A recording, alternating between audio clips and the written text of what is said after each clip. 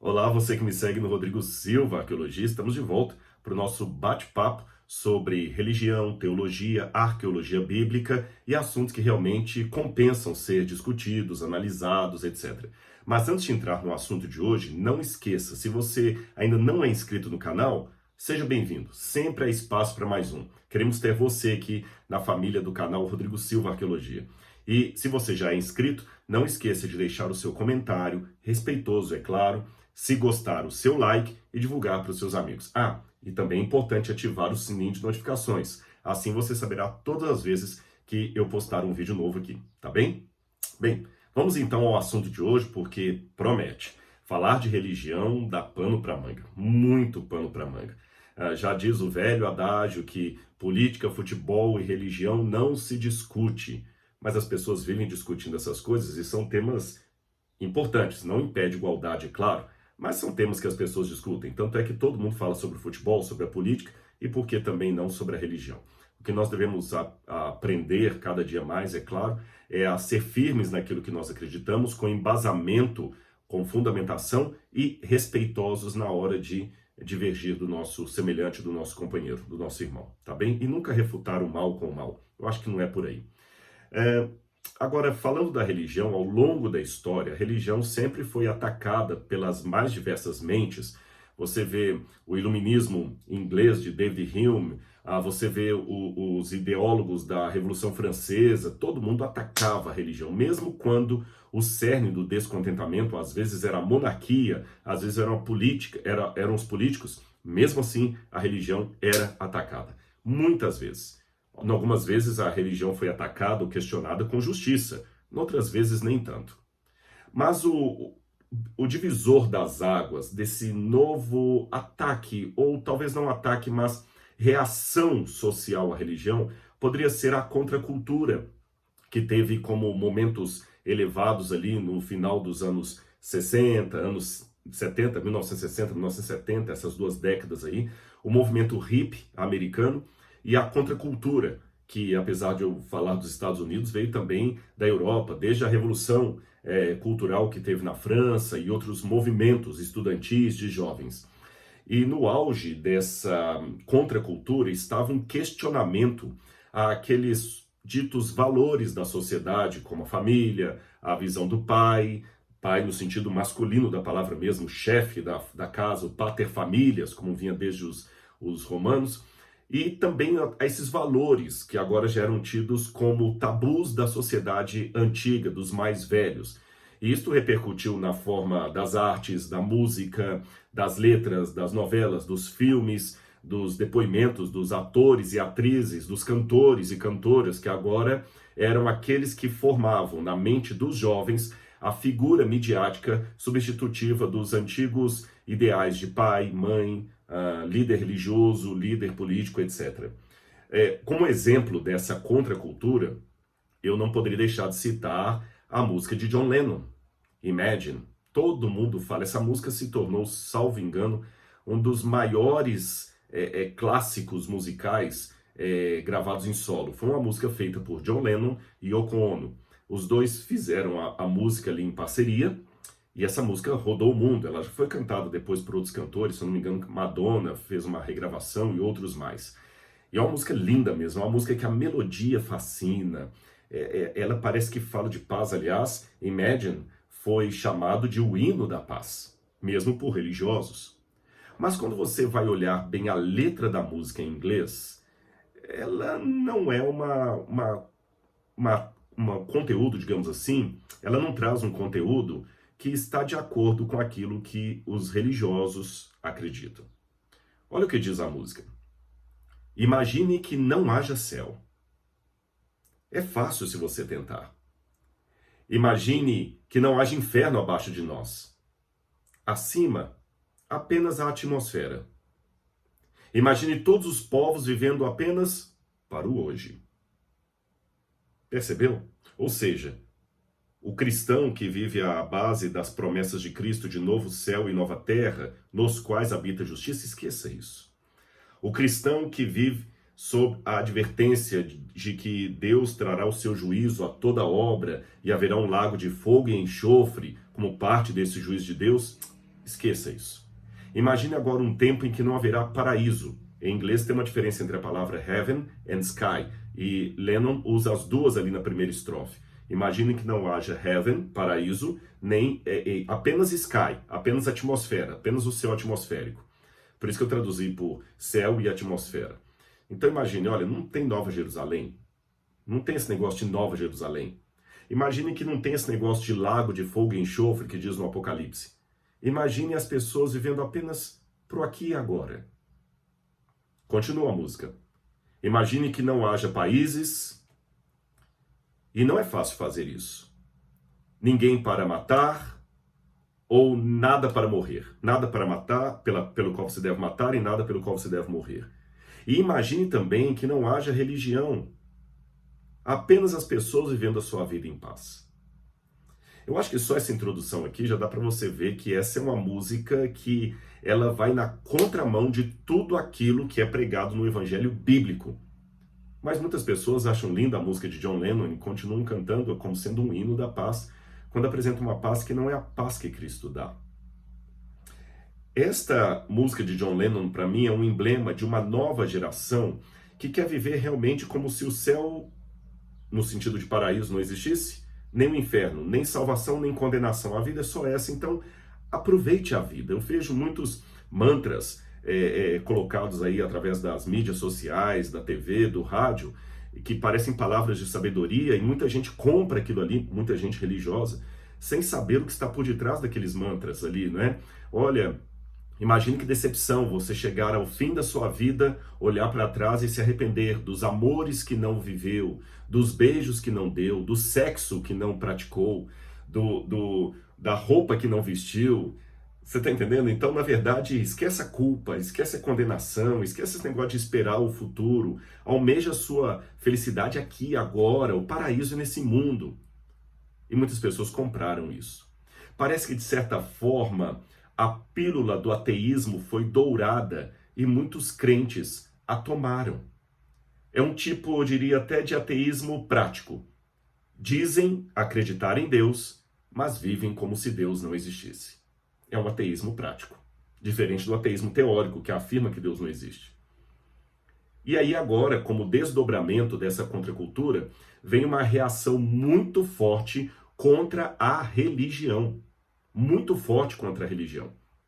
Eu tenho dados aqui que têm me feito ficar cada vez mais assombrado. Por exemplo, é lógico que a pesquisa que eu vou dar aqui, ela varia um pouquinho de fonte para fonte, mas em muitas delas eu notei que a profissão de padre, pastor ou líder religioso está entre as mais desacreditadas nos Estados Unidos e no Brasil.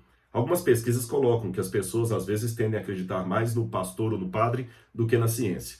Mas outras pesquisas mostram que quando é questão de confiar no caráter, na disposição, na boa intenção, muitas vezes os líderes religiosos estão na lanterna ali, olha, dos menos acreditáveis. Eu estou esperando ainda, estou aguardando os números do IBGE de 2020, que foi adiado para 2021. Então, os últimos dados que eu tenho é do IBGE de 2010. E no IBGE de 2010, fizeram uma pesquisa que está cada vez aumentando mais um número curioso de crentes não classificados, protestantes ou evangélicos não identificados. O que é o evangélico não identificado? É que até então o IBGE mostrava muito assim, o católico praticante e o católico não praticante. Aquele que dizia, eu sou católico, mas eu não vou à missa, eu não confesso, eu não participo dos sacramentos, mas quando nasce um bebê, eu vou lá e batizo na igreja, né? Quando morre um parente da minha casa, eu vou lá e celebro a missa de sétimo dia. Eu sou um católico não praticante, as pessoas diziam. Só que agora está surgindo o fenômeno também do evangélico não praticante. E já estavam em mais de 8 milhões de brasileiros, isso em 2010, mais de 8 milhões de brasileiros que se diziam evangélicos não determinados, ou seja, evangélicos como os católicos. Falam assim, eu sou evangélico, mas eu já não sigo mais igreja nenhuma, eu não vou a igreja nenhuma. E de uns tempos para cá, até o nome religião tem sido muito atacado por vários pensadores aí, vários teólogos, várias pessoas, né? Ser religioso é um defeito. O paradoxo disso é que agora nós encontramos até alguns ateus apresentando a ideia de ser religioso sem deixar de ser ateu, e pessoas que querem dizer espirituais sem ser religiosas, como se ser espiritual é uma coisa, ser religioso é outro, estão na contramão. Deixe-me apenas corrigir um erro que muita gente comete por aí, é a ideia sempre repetida que religião vem do latim religare, que significa religar o ser humano a Deus. E muitas pessoas querem resolver a coisa com essa etimologia. Religião, religare, religar o homem a Deus. É uma etimologia bonita, mas completamente falsa. Não há nada nos estudos dos latinistas, aqueles que estudam a língua latina, que confirme que religião vem de religar a Deus. Não, não, não. Pelo contrário. A bem da verdade, eu encontro Tertuliano e Lactâncio, ali pelo terceiro, quarto século depois de Cristo, esses dois autores cristãos que escreviam em latim, eles dão à palavra religião, relegere, uma ideia de ligar o ser humano ao Criador. Mas esta parece que é uma construção ou um conceito que eles dão mais do ponto de vista apologético ou teológico do que etimológico. Na etimologia, quando eu vou a Cícero, por exemplo, Sérvios e outros autores latinos ali, o que eu percebo é o seguinte: religião vem do latim re, que significa novamente, legere, ler. Então, reler, ler novamente, ler com atenção. No primeiro momento você leu de maneira apressada, então agora você vai ler com atenção, relegere.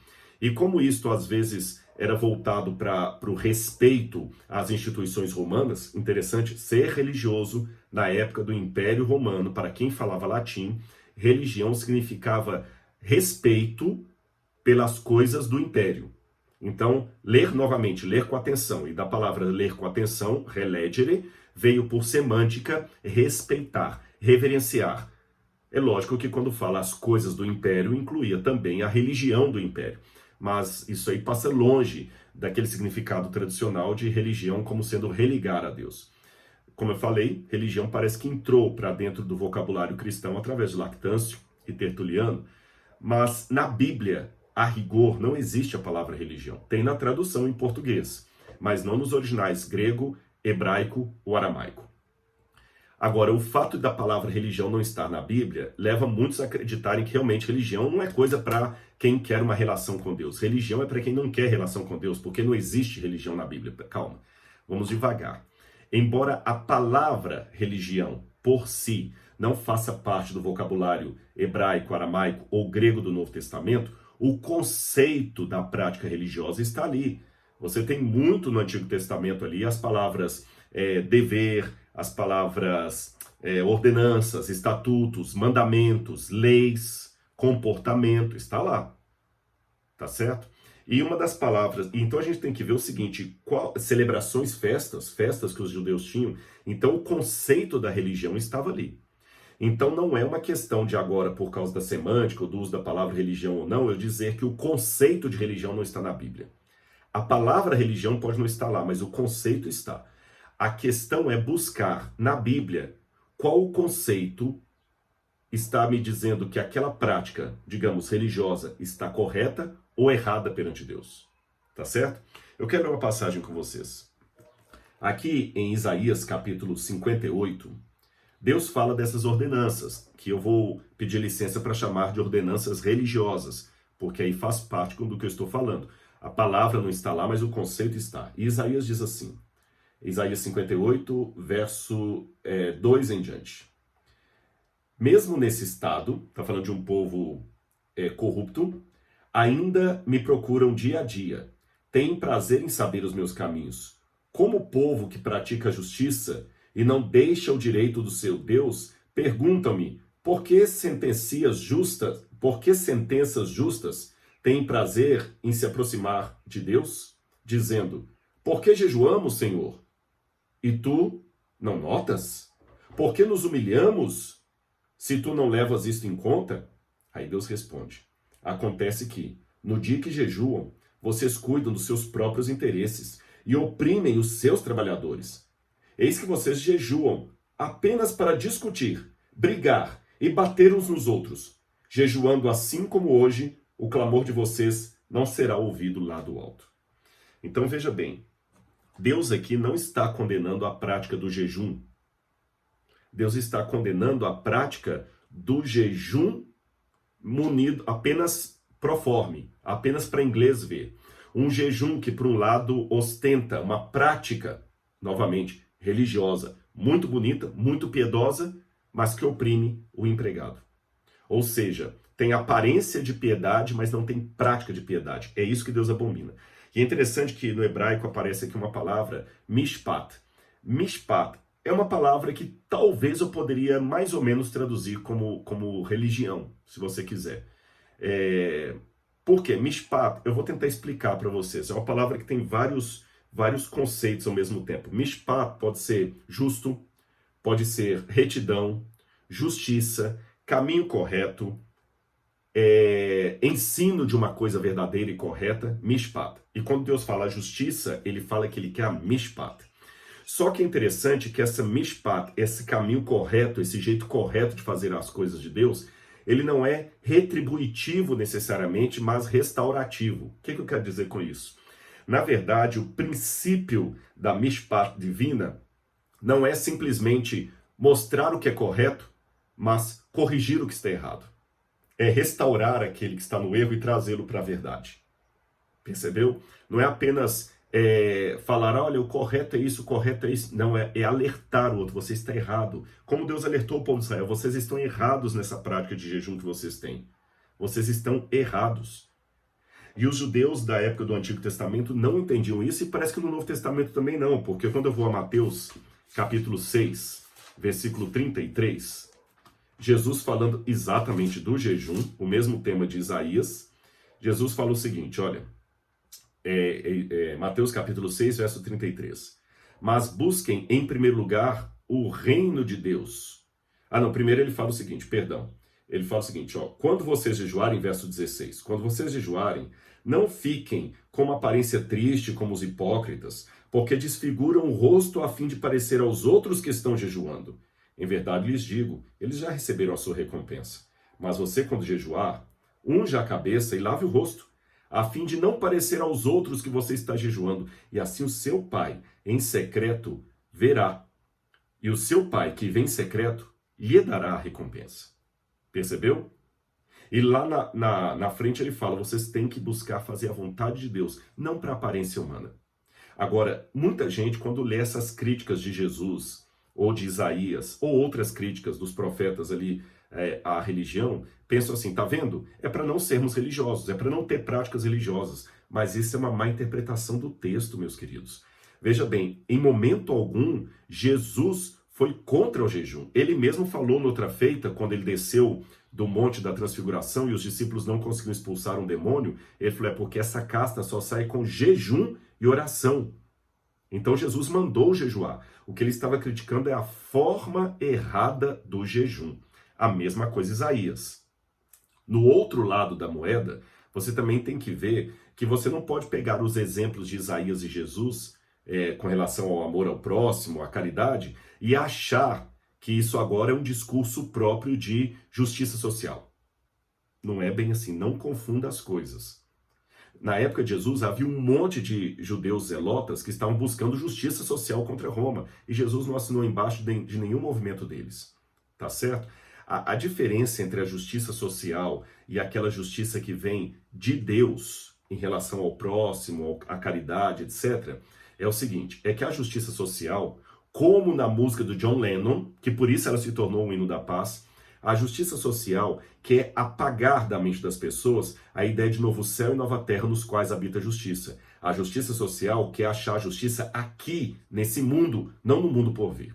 A justiça social não quer colocar as coisas de Deus em primeiro lugar. Ela quer colocar o ser humano em primeiro lugar, de modo que ela aparenta ser humanitária, mas ela é apenas humanista. Existe uma diferença entre ser humanitário e ser humanista. Humanitário é ter compaixão pelo meu semelhante, amá-lo como Jesus mandou que eu amasse. Isto é ser humanitário. Humanista é aquele que coloca interesses, valores e sentimentos humanos acima dos interesses, valores e sentimentos de Deus. É o que o John Lennon falou Vamos viver a vida aqui agora, cada um vivendo a sua vida em paz, sem preocupar se isso é pecado. Tem até aquela outra música, né? Não existe pecado do lado de baixo do Equador. Esqueça esse negócio de pecado, de certo ou errado. A sua cabeça é a sua sentença. Meu corpo, minha sentença. Eu faço com o meu corpo o que eu quiser. Esse negócio de religião, me tolindo, mandando fazer isso, mandando fazer aquilo, nada disso. Não é por aí. Com a relação, outra questão também diferente, é que a justiça social pensa que você tem que mudar o sistema político para trazer a justiça. Enquanto a Bíblia fala que você tem que mudar é o ser humano. O problema não está nas instituições de injustiça, está no ser humano. Eu tenho que procurar pregar para o ser humano, o indivíduo, que ele é frágil, pecador e precisa ser redimido da graça de Cristo. Mas as lutas sociais, elas não estão procurando regenerar o ser humano, elas querem mudar o sistema social, porque mudando a sociedade, o ser humano vai ser mudado. É uma visão que já vem desde os filósofos da pedagogia, né? Rousseau, por exemplo, era um desses que achava que o ser humano é bom, o que estraga o ser humano é a sociedade. A Bíblia não diz isso, o ser humano é mau, o ser humano nasceu em pecado, ele precisa da graça de Deus. Rousseau dizia não, o ser humano não precisa de graça de Deus, ele precisa de uma sociedade justa. Então, por isso que muitos reformadores sociais que acreditam que estão fazendo o discurso de Cristo não estão, porque eles não querem chamar pecadores ao arrependimento. Eles querem mudar estruturas sociais para produzir a justiça. E não é isso que a Bíblia fala, tá bem? Jesus mesmo falou aqui, agora eu posso ler o verso 33, busquem em primeiro lugar o reino de Deus e sua justiça. As outras coisas serão acrescentadas a vocês. Então eu tenho que procurar a justiça social em segundo lugar. Em primeiro lugar, o reino de Deus e sua justiça. Tá bem? Porque Deus não quer tornar-me melhor cidadão. Ele quer tornar-me nova criatura. É mais profundo. Deus não quer seres humanos melhorados. Ele quer pessoas que tenham a capacidade de morrer e nascer de novo da água e do Espírito. Agora vamos continuar o assunto da religião. Quando você vê Atos capítulo 26, verso 5, aqui na minha tradução em português aparece a palavra religião. Atos capítulo 26, versículo 5. Vou pegar aqui e vou ler para vocês. Aqui Paulo fala assim, ó. Verso 5, onde é que está aqui? Paulo fala assim, olha. Porque vivi na condição de fariseu. Vivi conforme o partido mais rigoroso da nossa religião. Aí quando eu fui no original grego, a palavra para religião aqui é a palavra treskeia. Treskeia, em grego, é um sistema organizado que ela envolve três coisas. Ela envolve crenças mesmo, doutrinas. Em segundo lugar, ela envolve também, eu anotei aqui, ela envolve uma organização. E em terceiro lugar, ela envolve também uma prática pessoal e coletiva de acordo com esta organização, que por sua vez é de acordo com essa crença. Isso é treskeia. E Paulo, em momento algum, ele criticou a treskeia, só falou que ele era da religião. Então, mesmo que a palavra religião que nós usamos hoje não exista na Bíblia, uma palavra grega que tem um conceito semelhante está ali. Paulo fazia parte de um movimento que tinha crenças, ordem, organização e práticas pessoais e coletivas que ele seguia. E ele era parte de um partido, no grego está a palavra hairis, de onde a palavra cortar, heresia vem daí, o partido dos fariseus, que era parte desse todo maior da trequeia, que é a que a gente traduz por religião. Agora é curioso, quando eu vou para Colossenses capítulo 2, versos 16. Esse é um texto longo. Colossenses 2, 16 em diante. Paulo diz assim: porquanto que ninguém julgue vocês por causa de comida e bebida, ou dia de festa, ou lua nova, ou sábados. Notinha de rodapé. Eu sei que se eu não falar nada do sábado aqui, muita gente vai falar, mas você pulou a parte do sábado, você guarda o sábado aqui. Eu não vou falar do sábado porque esse não é o meu tema, tá bom? Um dia eu posso fazer para vocês um vídeo explicando como é que eu entendo a guarda do sábado aqui nesse texto de Colossenses capítulo 2, verso 16. Prometo. Mas eu não vou entrar no tema do sábado aqui para não fugir do meu assunto maior sobre religião. E Paulo continua. Porque tudo isso tem sido sombra das coisas que haviam de vir. Porém, o corpo é de Cristo.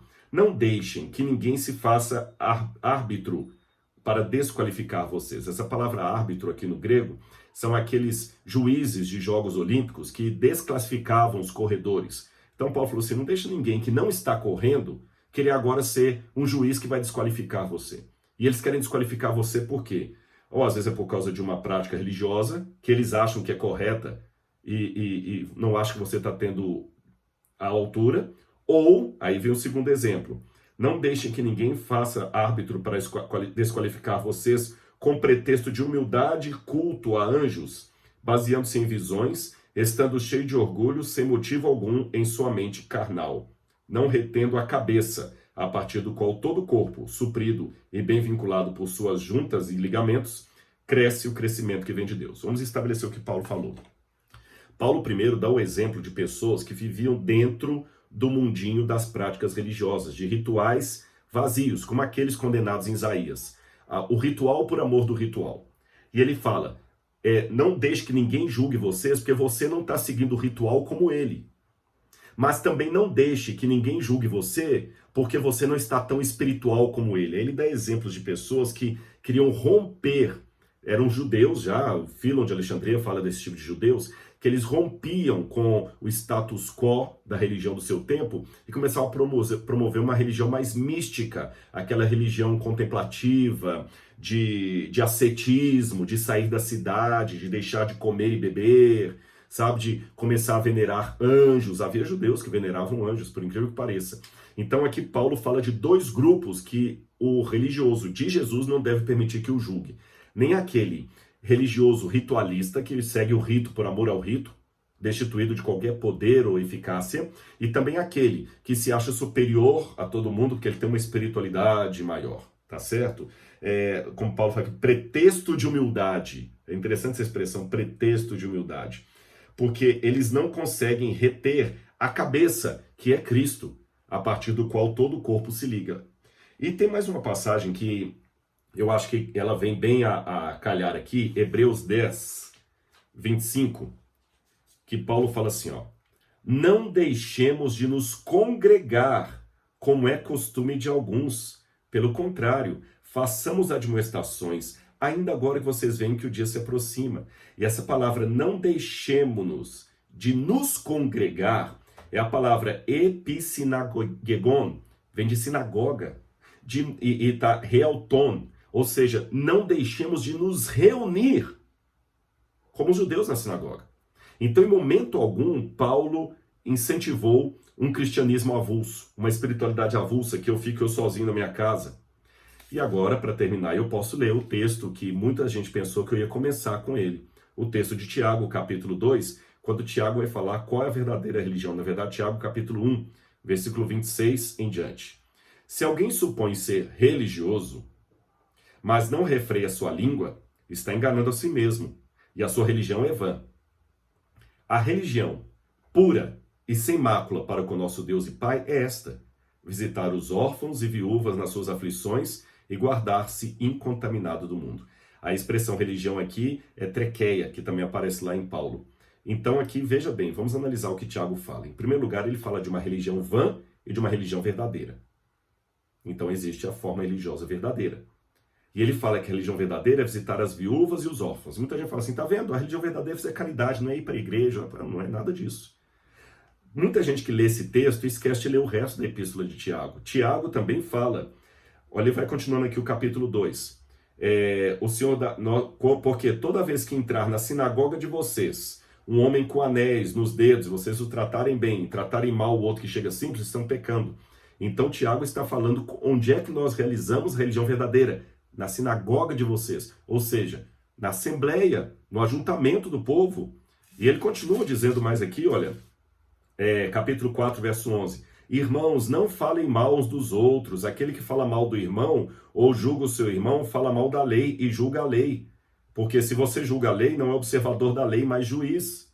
E muitas vezes as pessoas que são espirituais avulsos, são pessoas que falam assim, não, a religião verdadeira de Tiago não é ir para a igreja, não é participar de culto, não é seguir ritos religiosos, é visitar as viúvas e os órfãos. Mas esses vivem nas internets, nos púlpitos, nos twitters, detonando os que vão para a religião. Mas curioso que Tiago fala que também faz parte da religião verdadeira não ficar falando mal uns dos outros. Vou mais além. Tiago ainda fala no capítulo 5, verso 9: Irmãos, não se queixem uns dos outros, para que vocês não sejam julgados. Mishpat. Lembra que eu falei que o juízo é restaurar do erro, não é condenar? Vamos de novo. Tiago fala ainda no capítulo 5, verso 13. Alguém de vocês está sofrendo, faça oração. Alguém está alegre, cante louvores. Alguém de vocês está doente, chame os presbíteros da igreja. Então, meus irmãos, eu sei que muitos que estão comigo agora se decepcionaram com as religiões. Mas sabe, eu quero colocar algumas coisas para você pensar aqui. No trânsito, se eu pegar as estatísticas de quantas pessoas morrem no trânsito todos os dias, por causa de erros de motoristas imprudentes, eu não sairia mais de carro. Mas a despeito disso, eu continuo dirigindo. Se eu olhar quantos erros médicos são cometidos por ano e quantas pessoas morrem por erro médico ou negligência médica, eu não aceitaria ir a um hospital nem para tomar uma injeção.